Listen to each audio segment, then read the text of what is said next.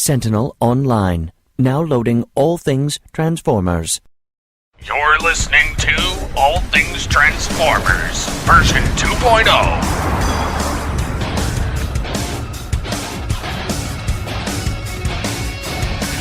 Transformers!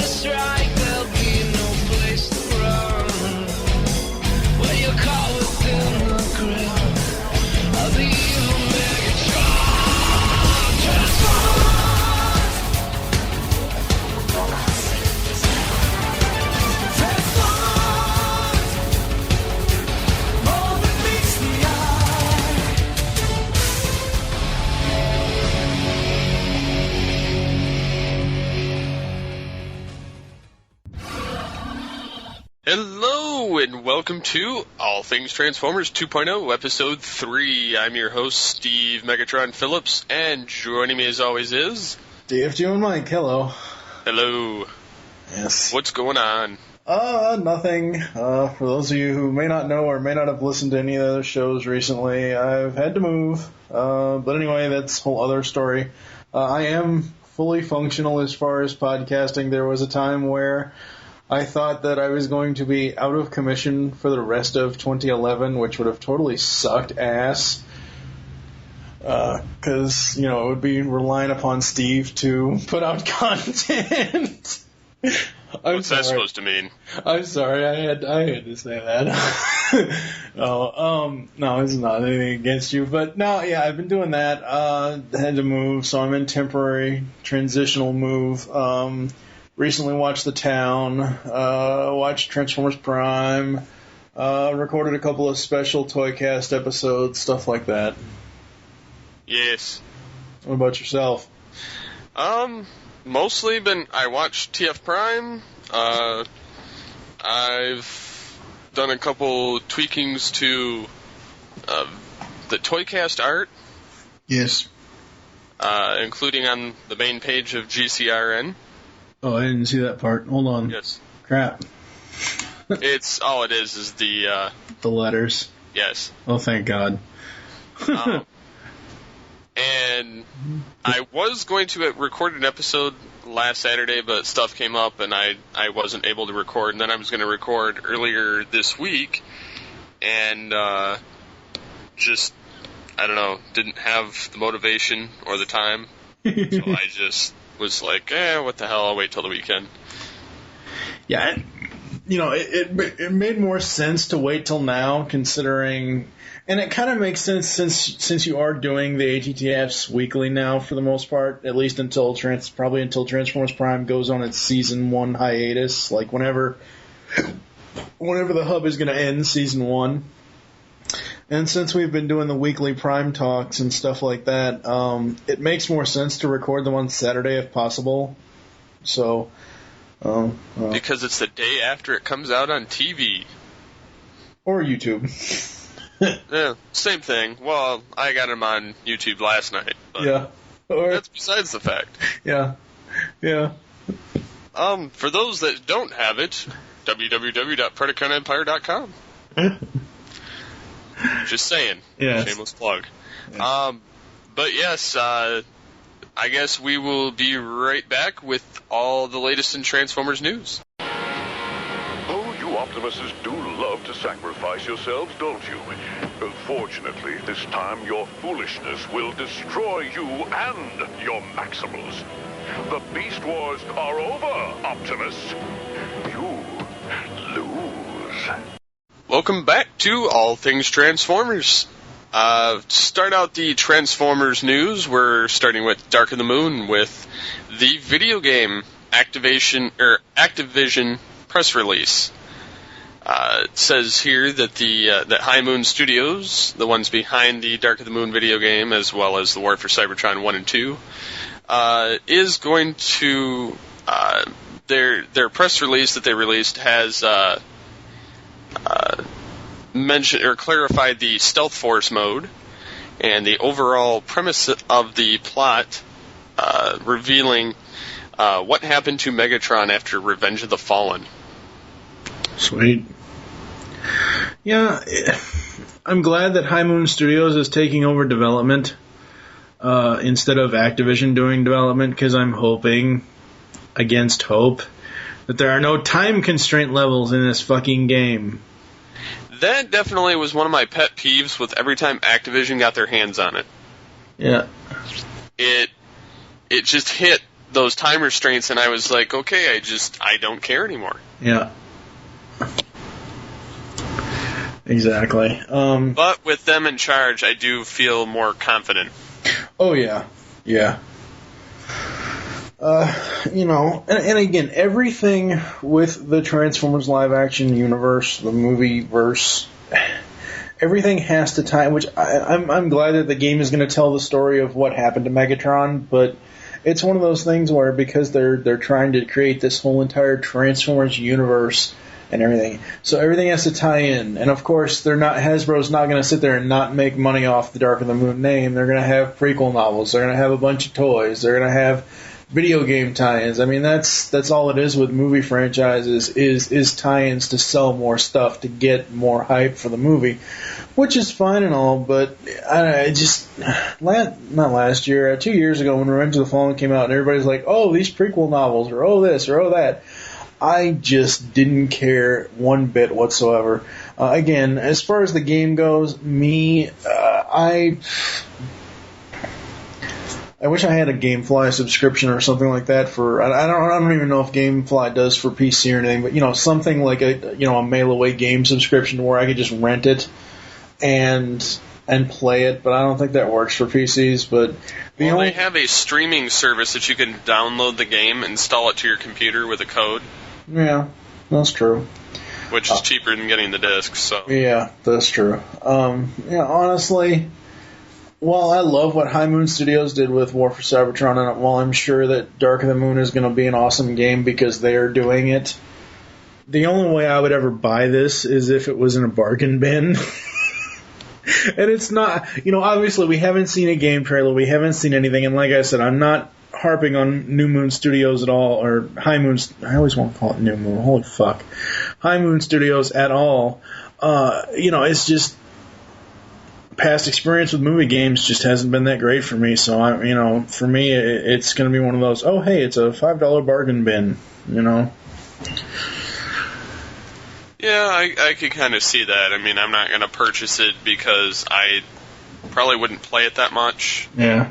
The first game, granted the first game's coming, gotten a lot of flack, and so did the second game, but and this one does look better from what I've seen, but I'm just not a fan of the movie franchise. Yeah.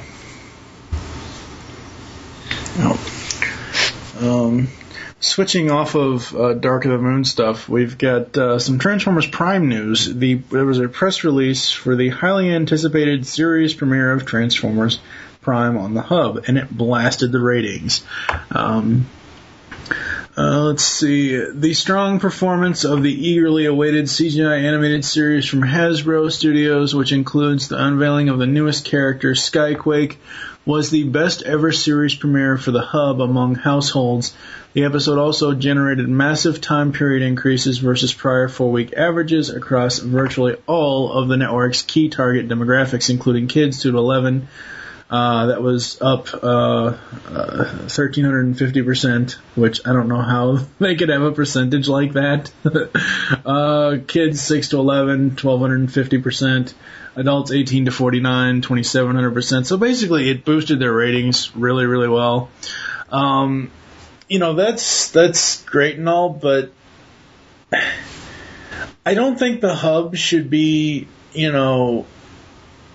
saying they're setting. It's great that they're setting records, but I don't think they should say that it's, the best ever premiere. The network's only been online for less than 6 months. Yeah, I kind of agree with you on that. However, it's probably the best that they've ever gotten on that station. Right. So but I mean, they shouldn't claim overall. Well, no, they don't claim overall. They just say best performance of eagerly awaited. It says, was the best ever series premiere for the Hub among households for the Hub. They specifically say their network, but again, while I think it's great that Transformers Prime is making the Hub blast off and stuff, the Hub has a bunch of other really great programs. I'm not trying to diss Transformers Prime, but the Hub has Batman 66. I've said this before. When's the last time Batman 66 was on TV? They've got all these older shows and all these collaborations with everybody else, and I get that, obviously the Hub and Hasbro want to promote their own stuff more, obviously, and that's great that it's making ratings, but I don't know, it just sounds wrong to me that they're saying best ever premiere when they've only been on, it'd be like us saying that Tooncast was the best podcast of 2009 when it only had gotten, maybe 25, 30 episodes in 2009, you know what I mean? Yeah. I think it's a little premature for them to be, calling out best ever records for themselves because they've only been online for a short amount of time. Because who knows? Maybe Con Job or Convoy will break that. You know what I mean? It's just one of those things where I don't know. It's weird. What do you think? I have to agree, but at the same time, I guess it doesn't really matter if they're proud about it and boasting it. It's just I think they're just trying to build more of the buzz. Yeah, they are, but still, just weird. In other news, we have 2011 BotCon reveal. They've pretty much revealed, I think. Isn't there still one more, or are they done? As far as I'm not sure because the last 2 weeks they revealed Wild Rider and Motormaster. Wild Rider is a repaint of Blazing Lockdown with a new head mold, and Motormaster, while a lot of people, Michael Wilson, wanted it to be a repaint of Retgar with a molded head, a newly molded head. It is a repaint of the Voyager Optimus Prime mold with a remolded head. And I told this story, and I've got to tell this story here. I told this story over on Toycast with Techno and them, and I think I told it to Michael, I'm not sure. A few months ago, Derek J. Wyatt, I don't know, at some ungodly early hour in the morning, had tweeted, has anybody seen the back of G1 Motormaster's head? What's back there? I want to know. So I went to my DVDs, I screen capped it for him, I said, here you go. Why were you interested? He said, no, I'm just curious. Come to find out, Motormaster with the box head is a BotCon exclusive. So after Motormaster on Thursday was revealed, I specifically tweeted him and I asked him, I said, so a few months ago, the whole story I just told, was that because of this BotCon stuff? He goes, yup. So I actually helped in BotCon stuff.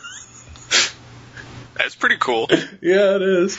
But yeah, I believe the BotCon Twitter page had said, even though that's the box set, there's going to be more animated reveals coming.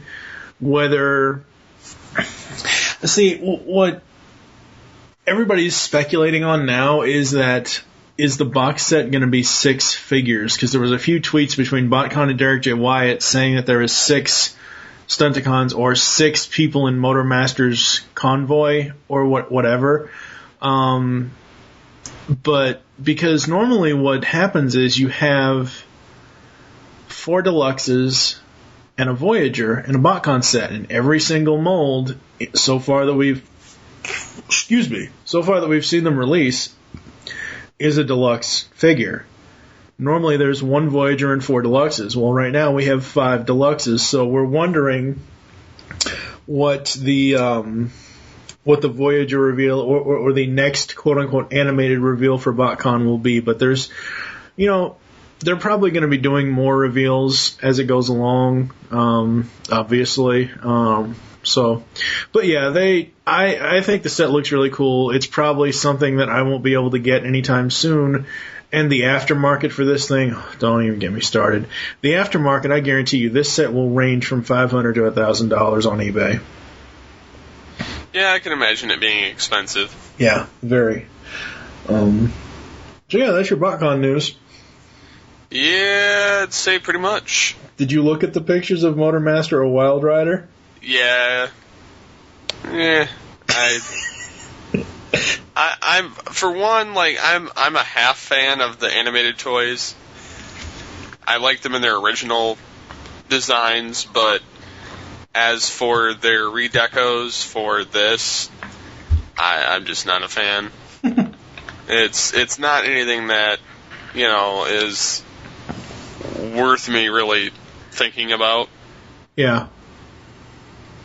I mean, I suppose if it were, something, I don't know, more of a classics line or more of a Beast Machines or classic, I would be more apt to jump on it. But I didn't like Motormaster or any of those guys anyhow. I kind of liked Motormaster in G1, but that was pretty much the only one out of the 5 I liked. My favorite part was where they pretty much had the Autobots pretend to be... Oh, yeah. Yeah, pretend to be the Stunticons, yeah. Yes. Yes. What else we got? Transformers chosen as one of the all-time top 100 greatest toys by Time Magazine. Start jumping into the GCRN top 100. Anyways, it says on their listing here, it wasn't tough to be excited about Transformers as a kid in the 80s, magical alien machines that could be reassembled to assume the identities of everyday automobiles. They were adapted by Hasbro from a pair of Japanese toys from Takara, the Diaclones, and the new Microman. With a slight redesign and a new storyline, Transformers hit the American shores in 1984. And it wasn't the only thing to be presented on that list. Hasbro's My Little Pony and G.I. Joe also made it to the 100 most influential toys from 1923 to present. Yep.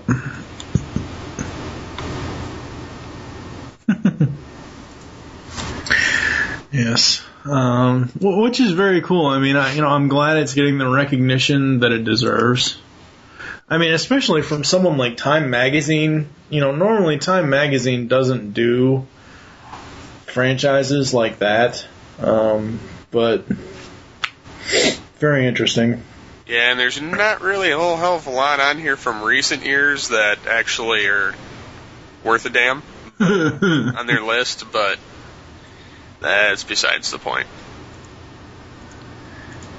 Yes. On other news, we have Transformers Dark of the Moon trailer release date rumors, and they have a slew of them.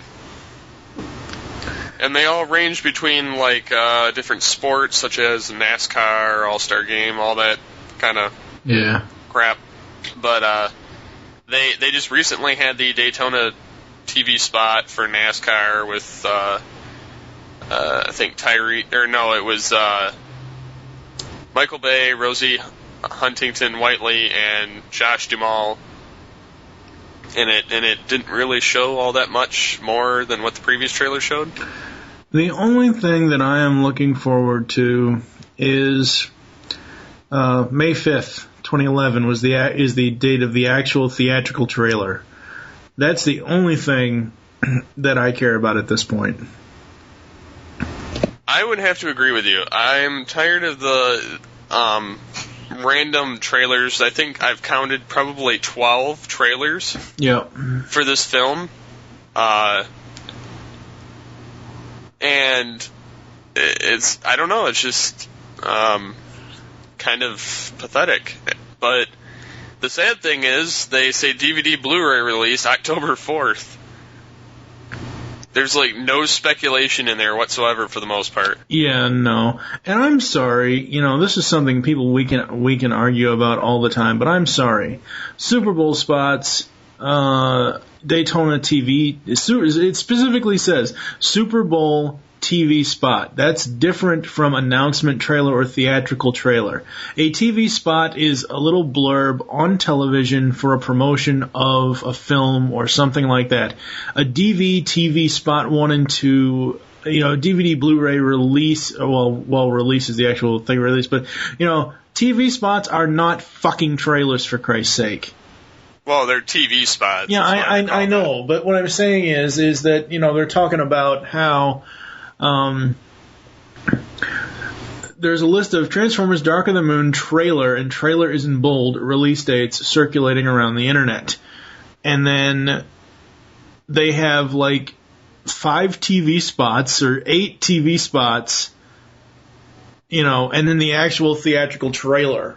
I don't care about TV spots. They're nice to see after you see an actual theatrical trailer. They're nice to see to kind of remind you, oh, hey, this movie's in theaters, but I just don't care anymore. I want to see a trailer. I want to see the fucking movie, for Christ's sake. Bring on July 1st. Yeah, I don't really care about all the random trailers that they miraculously come out with. It's just ridiculous. Yeah, I can see that. So, anyways, to jump ship, we're going to go to what Nelson says. 2 buddy characters in Dark of the Moon, no twins. Your thoughts? I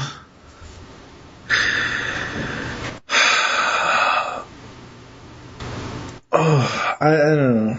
It's buddy characters. Supposedly, let's see, regarding twins and for all time twins or not, I'm trying to think. Was there? Yeah, they're giving Wheelie a buddy. That's what it is. Yeah. Unless it's Daniel Witwicky, I don't care. Yeah, they, well, I mean, and I don't even care about that either, but... Well, no, I know, but that was a joke about, do you want... I know, but he's a Mercedes-Benz E550 transformed to Q. No, we don't have a functional name. We're just going to call him Q. Just like the Doctor. I'm sorry. Paramount, Michael... Q is a Star Trek character. Q? End of discussion. Yes. He's an alien that's an omnipotent alien. With godlike powers. Where's the thing in here that says his actual name? It's on the main news area.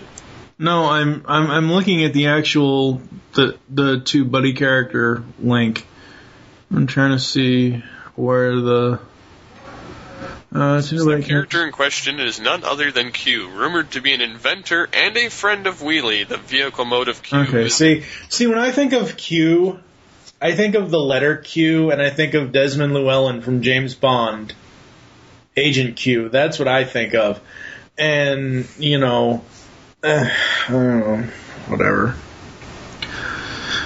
I'm hoping that this cheesiness doesn't affect the whole of the film. Yeah, I don't care. I'm so tired of some of the stupidity in it. And speaking of stupidity, yes, more hints regarding a Linkin Park song for Transformers Dark of the Moon. Can't they get any other licensed bands, for Christ's sake? I'm sorry, Linkin Park, and I know this sounds like bashing, which, yeah, it is. I am so fucking tired of Linkin Park. Okay, I understood the first film. It fit perfectly with the first film. They should have stopped right fucking there. Honestly, that was just, it was ridiculous to see them continue it on beyond the first movie, because none of the music actually, really fits the films. Mm. I can see that they got, oh, yay, we got highlight for first film. Okay, whoop-de-doo. Go write some actual fucking music and stop, stalking the Transformers franchise. I didn't quite mind New Divide and Revenge of the Fallen, but the reason why I say that is because I found on the internet somewhere, I found an actual instrumental version without the lyrics, and I like the music of that song. I don't like the lyrics. I just don't care. But I like the music of New Divide, and I think it fit for Revenge of the Fallen. But, I mean, seriously, you've got,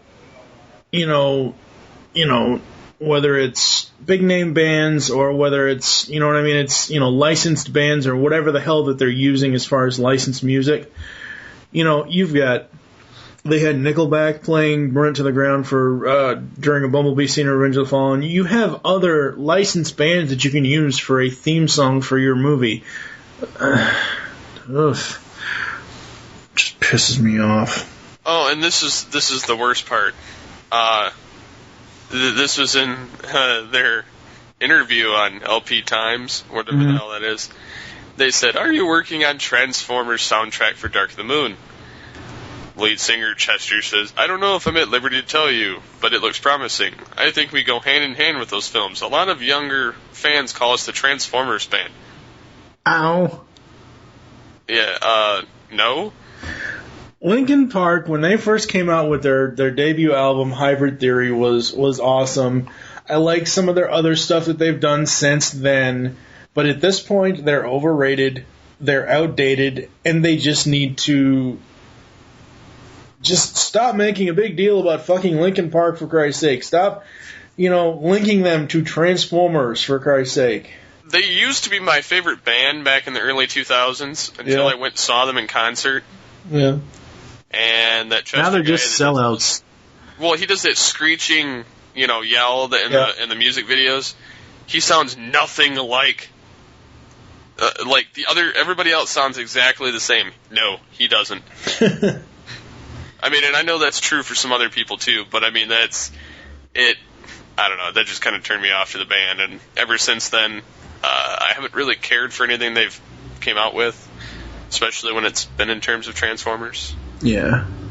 But and to round out the Transformers Revenge of the Dark Moon, Transformers 4 rumors are out. Which why? I mean, it says, perhaps it's a bit premature. It says the Hasbro CEO was hinting that he would like the Transformers movie franchise to continue beyond Dark of the Moon, and he very much hopes that director Michael Bay might return for a fourth outing, even though Michael Bay has stated many times that he does not give a crap and doesn't want to be on it anymore. And Michael Bay, would like to walk away, probably. Brian Goldner had to say this: "I would say to you right now that I'm so enjoyed working with Michael Bay. He has got this incredible visual sense for showing you things you've never seen before. Perhaps he'll change his mind, perhaps he won't. But I'd rather put out this movie first than cross that bridge at some point." Yeah. Yeah, I think they need to leave it alone. And I do think another director is needed to give it a different, different story feel, I guess. Different vision, different direction. And I swear to God, if they reboot it, I'm going to stab them. Unless they do it right. Or hell, do a Beast Wars movie. Dude, don't even go there. They won't do that. They would rape it. Yeah. You do not want a Beast Wars live Beast action. Machines, then. No. Shut up. Yes. Stop giving them ideas. Get Bob Skers, the writer. Can't we leave this subject alone? Shut up, Stefan. But seriously, this is the same thing I said a long time ago about Revenge of the Fallen when that was first announced or first rumored. It was rumored when the DVD release of the first film got released. Just leave. Your third movie hasn't even fucking come out yet. Stop talking about Stop trying to start talking about a fourth film when the third film is still 4 months away. Jesus fucking Christ. Yes. I don't know. I'm pretty much same you know, opinion. I don't know. It's one of those wait and sees, but they know they're going to bank on it. So, I mean, they're, of course, going to want to make a fourth. Yeah, oh, yeah. We also have some Shout Factory news. They are re-releasing their G1 set in a 15-disc big box set that isn't the Matrix Collection set. It's just all of the seasons in one thing. It basically includes it includes 15 out of the 16 discs. It doesn't include the bonus disc that came with the Matrix set, but Shout Factory's re-releasing that for everyone who may have missed the either the season sets individually or anyone who may have missed the Matrix set. So that's pretty cool that they're doing that. It's good for those of us that couldn't afford the other. I mean, provided it's cheaper, which I assume it will be. I would assume that it's. I mean, it does say unlimited general retail release, so I'm betting it'll be in stores. And oh yeah, it'll probably be one of those $85 sets, if not more. I'm guessing anywhere between $85 to $100. Let me look it up. Why don't you go into the Takara stuff, because I have no interest in that, and I'll look up the price and stuff for the G1 set. Well, yes. Shout Factory hints at Takara Collection DVD release. And although he doesn't, Brian Ward on his Twitter account does not specify specifically which Takara show, because let's face it, Takara has many in the forms of Beast Wars 2, Beast Wars Neo, Headmasters, Master Force, Victory Zone, Scramble City, and what the hell is that other one? Master Force. No, I already said Master Victory. Force. Robot Masters. Zone. I already said those. Robot Masters. That's another one. Okay. Yeah, I'm personally hoping, I mean, if they're going to do them, I hope that they don't get some, like, cheesy voice actors to do it, considering, and I hope that it's not a sub or whatever where they just subtitle it and just, you know, you hear, you know, I mean, it's just, yeah. But we do, hopefully get, you know, some of this. I mean, I know it's not, and as I was talking to him yesterday on Twitter about it, he said it's, you know, a niche product, and they're not really going to put that much budget into it to begin with. Yeah. I mentioned to him something about getting, because TFCog.net does voiceovers and dubs all the Transformers Takara stuff, such as all the shows I listed right previously. And they're pretty far in many of them, but we've got a voice cast that's awesome and actually does the voicing pretty well, especially for the G1-ish characters. We do have casts that pretty much have to sound like their G1 counterparts. Right. Or as close as possible, because obviously, you know, we can't get the originals.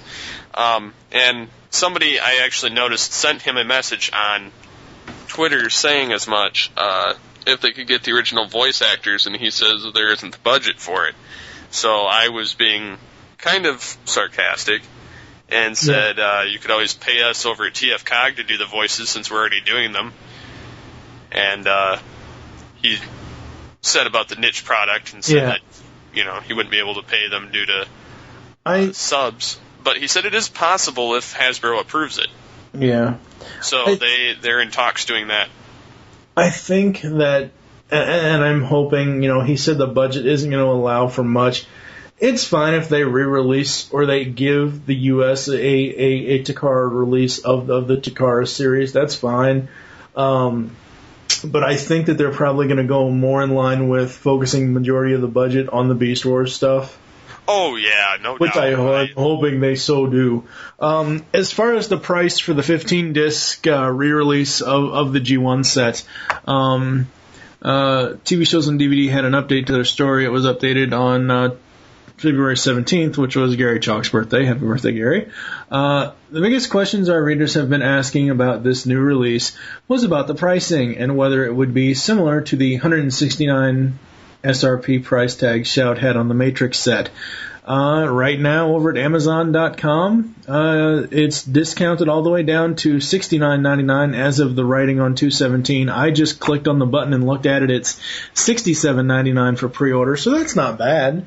No, that's actually really, really cheap for the entire series. Yeah, that's not. And I may actually get it, being that it's half the price, pretty much. Pretty much. I spent about that much on Season 1 of Beast Wars.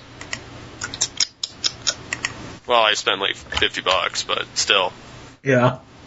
That's besides the fact. But yes, as far as the Takara stuff's concerned, I would possibly pick it up if I knew the, voicing in it. Yeah, I mean, it's nice to have a actual U.S. release of it, because for those of us, not me, but for those of us Transformers fans that, consider and love the Japanese continuity, I'm looking at you, Proto Man. One of, those types of people that likes the Japanese continuity, it's great that we have a U.S. release of it. But at the same time, sorry, American continuity counts. That's it. Yes, and I agree too, but I would definitely say that I would more than likely get it if I knew the voice cast. Yeah. And especially if it were people that I work with already on TFCog doing voices, I think it would be even more interesting, being that everybody there has studied the stuff to the farthest extent and translated it. I just hope that they don't use their cheesy Japanese sound effects and music and they use the G1 stuff. I'm not sure what they're going to use. I mean, obviously it's up in the air because they don't really know what they're doing. They're just doing the art for it so far and obtaining stuff for it. But I mean, it's still, it would be nice. But in any case, that's pretty much all the news on Shout Factory and as far as DVDs and. Yes. So I think we are going to move on, and we're going to be right back after this commercial break and be back with the latest in TF Prime. All Things Transformers will be back after these messages. Hey guys, it's Mike Hunt, and we here at IGN have just put together a totally cool list of the top 100 animes. Oh my god, what's happening?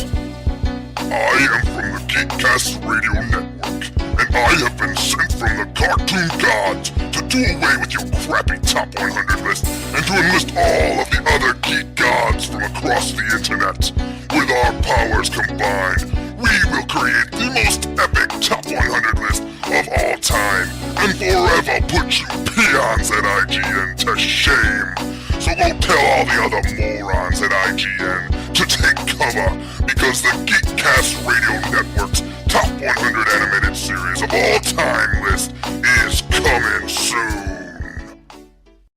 Do you like retro shows? Did you grow up in either the 80s or the 90s? Then tune into Telecast, GeekCastRadio.com's newest podcast. Join us here on the Telecast as we revisit some of your favorite shows, such as Clarissa Explains It All, Salute Your Shorts, Saved by the Bell, and much, much more, only on GeekCastRadio.com. This is Megatron, leader of the Predacons. And if you're hearing this, it means the Beast Unleashed podcast is now over. Yes. In the Beast Unleashed, myself, Steve Megatron Phillips, Pecan Court Michael Wilson, and TFG1 Mike review Beast Wars and Beast Machines in the very first podcast of its kind. Yes. In the podcast, we interview voice actors, writers from the show, and talk in-depth trivia between everything in between. So, if you're interested, you can tune in to the now finished Beast Unleashed podcast over on GeekCastRadio.com. Ha ha ha ha ha. Excellent! Yes! You are listening to All Things Transformers. Maximals, maximize! You're an idiot, Starscream. When we slip by the early warning systems in their own shuttle and destroy Autobot City, the Autobots will be vanquished forever!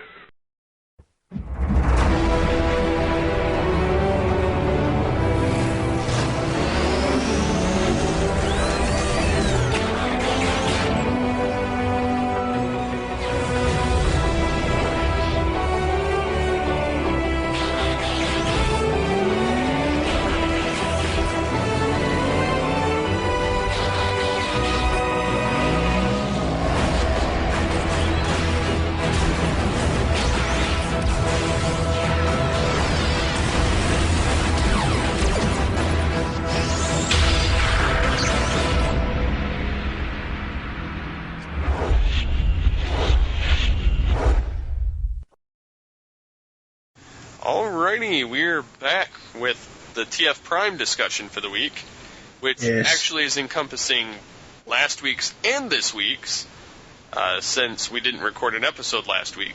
And last week's episode was episode 7 of Scraplets. Well, we did learn one thing. Extreme cold temperatures really, really screw up the Transformers' bodies.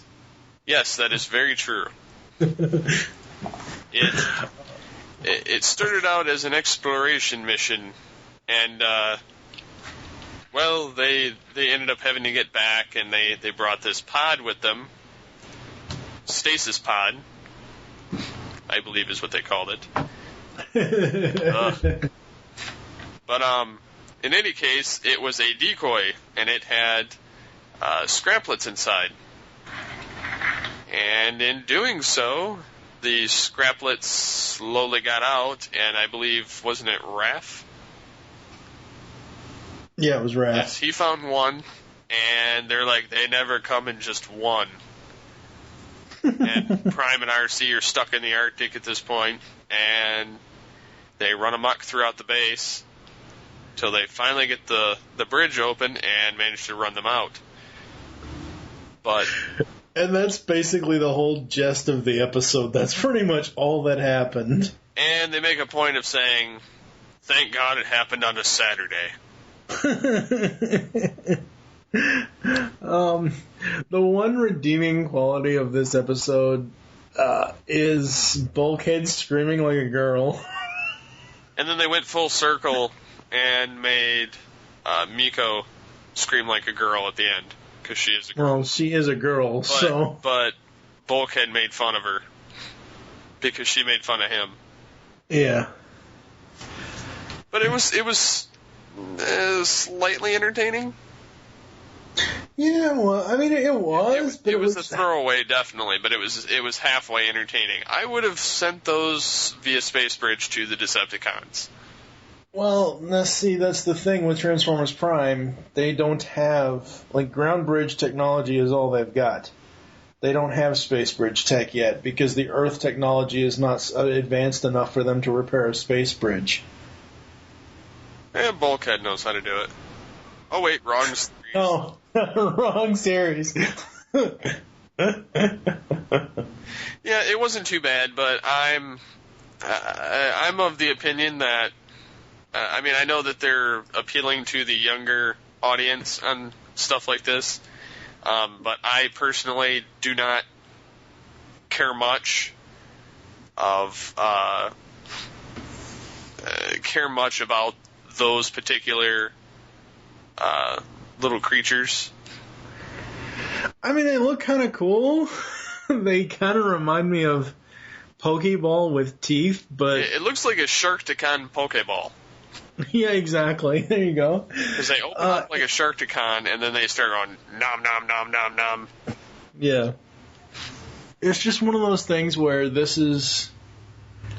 I don't know what the producers... Like certain cartoons have a feel to them, specifically Justice League. Justice League in the beginning had 2 and 3-parters.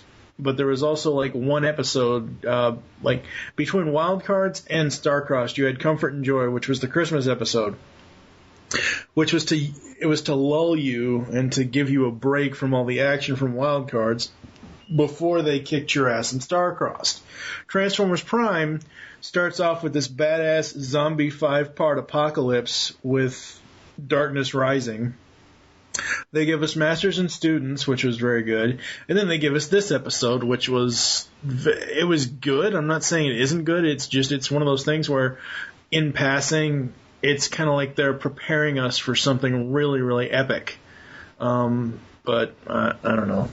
It was okay. It was okay, but I mean, it's okay to, like, I don't know, if you look at it with a light opinion, but it's not anything I would care. Yeah, there's not much to read into here. No, at all. It's pretty much they bring the pod, the Scraplets eat everything, they throw the Scraplets into the Arctic and freeze them to death.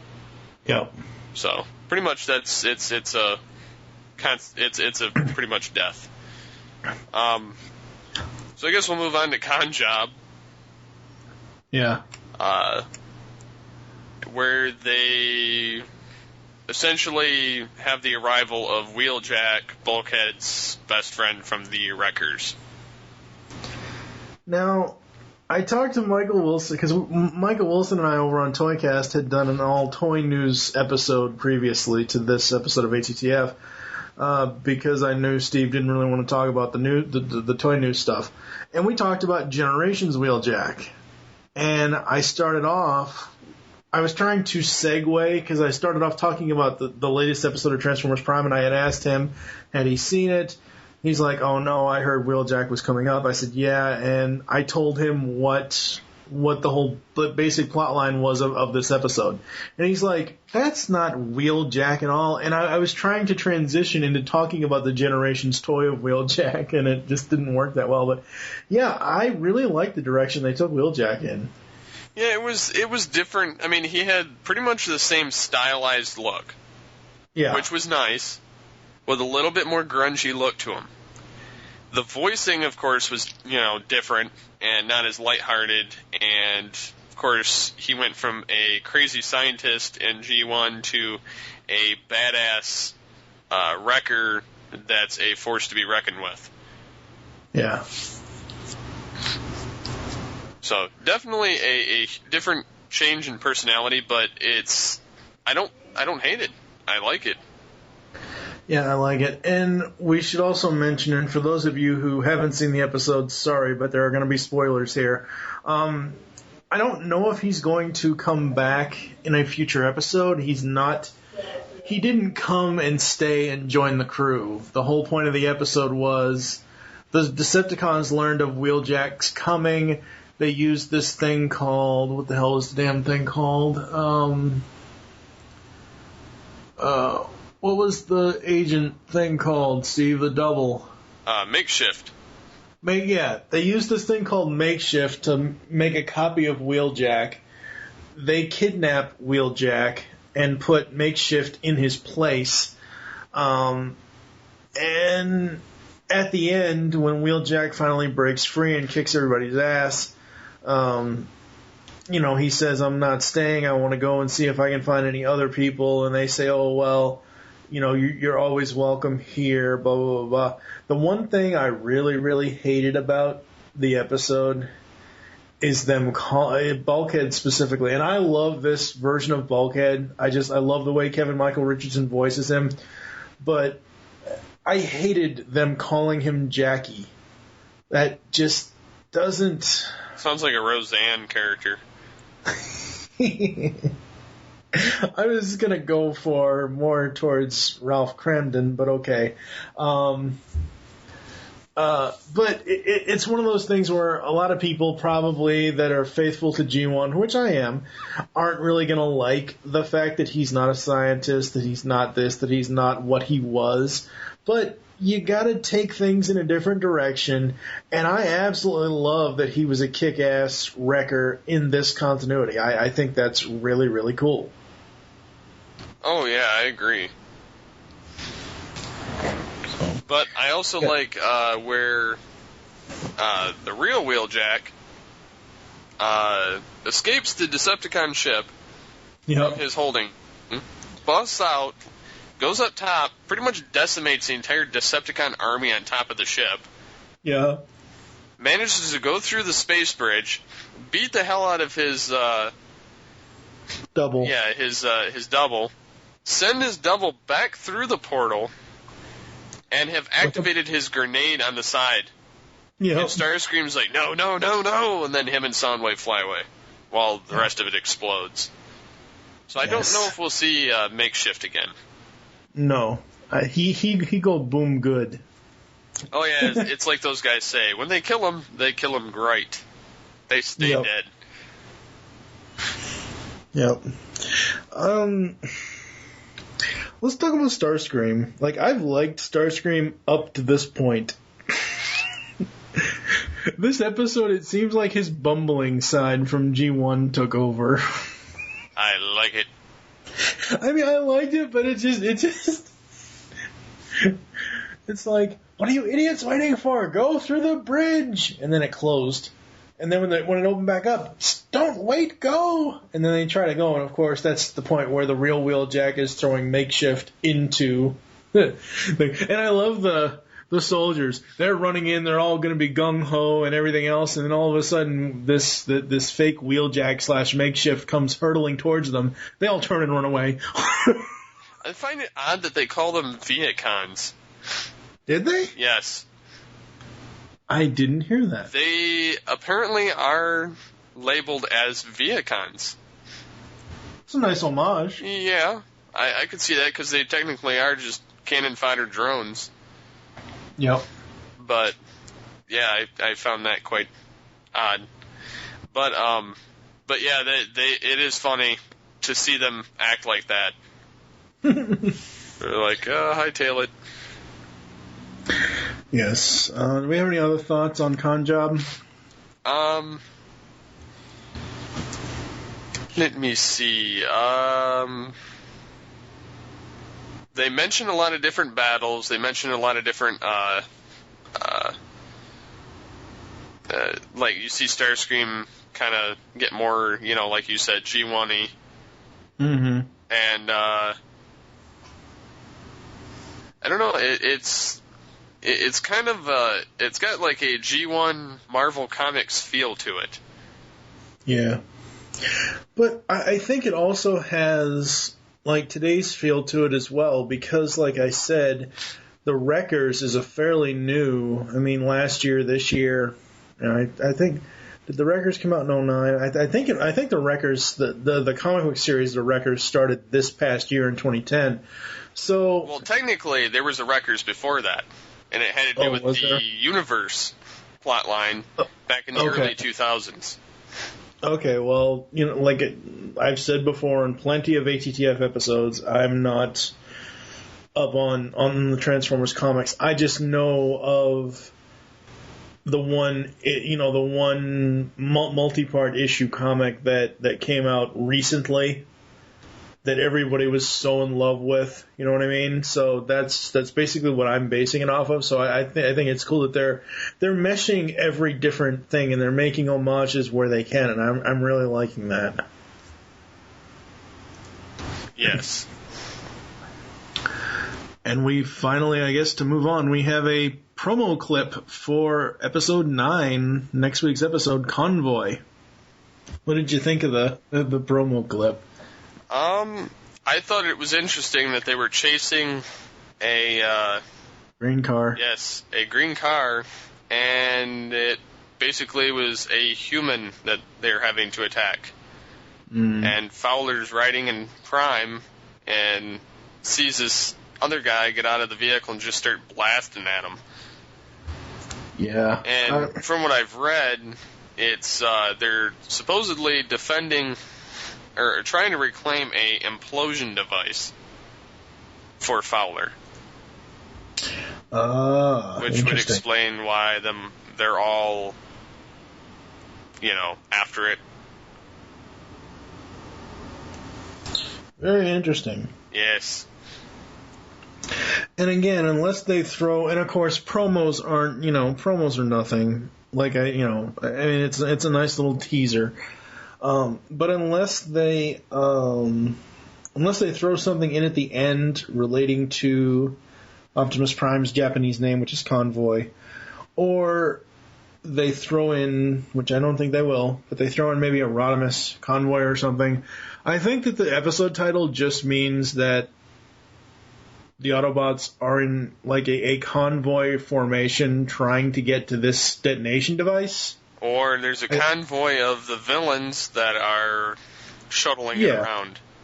Yeah, I mean that, that's what I mean. Just the general sense of the word convoy, police convoy, whatever. Just the general sense of the word, not specifically to Optimus's Japanese name or anything like that. So, just kind of disappointing, but whatever. Yeah, but that's pretty much all for the TF Prime. So we're going to look at what are you looking forward to in the near future from the Transformers world.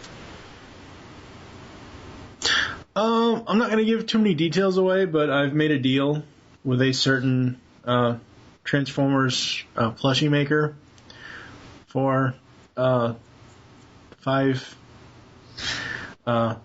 exclusive Puggles. Okay. But yeah, no. I said over, and I keep referencing this episode of Toycast because we just recorded it the night before this, that we recorded this episode of ATTF. I'm really looking forward to getting my hands on some of the United toys, the United versions. Like, I really want to get my hands on United Soundwave, the War for Cybertron United Soundwave. United Cup, United Blur. I'm liking doing the ATTFs the way that we're doing them with, doing the Transformers Prime little mini thought, as it happens thoughts. So I'm looking forward to seeing the episode Convoy next week. Other than that, not much. Give us the movie already, god damn it. That's going to be a while, but I know. Myself, I'm waiting on not only the episode Convoy next week, but I'm also waiting on hearing back about the little thing going on with TFCog and hopefully Shout, which I doubt it, but if it happens, that's awesome. I mean, even if we don't get paid, the exposure would be enough. Yeah. So, I guess I'm pretty pumped about that. There's some stuff in the works as far as Beast Wars, and I'm not going any more into it. Yeah, let's not go there. I'm not doing it until I get not go there. More info, so that's all I'm going to say. Other than that, don't think we really have any discussion topic this week for the most part. Let's face it, while Prime's going on, that is our discussion topics. Unless we get topics from somebody or unless we come up with other topics, I just think that us talking about the Transformers Prime episode each week or each 2 weeks or whatever, that is the discussion topic. Because, we've already been going almost over an hour and a half now, so... Yes, that's true. So, I guess that will be it, and... thank you for joining us on All Things Transformers 2.0. If you want to leave feedback on the show, there are many ways to do this. First is visit geekcastradio.com, where you can comment on all of our different podcasts. Second, you can rate our show and leave us feedback in iTunes. Yes, do this so that we can get more feedback on All Things Transformers 2.0. If you'd want to have your comments be part of a future show, call the voicemail line, 502-526-5821. Please remember to tell us the show you are leaving the message for and your name. If you'd like to keep up to date with the rest of it on between All Things Transformers and GeekCastRadio.com, you can visit our Facebook fan page, which is by searching the Geekcast Radio Network. You can follow myself on Twitter at SCP21, and your Twitter name is... TFG1 Mike. So, for now, that will be All Things Transformers, and we will join you next week when we talk about Convoy. I'm Steve Megatron Phillips, signing off. You know you still want that Megatron BotCon set I told you about on Facebook.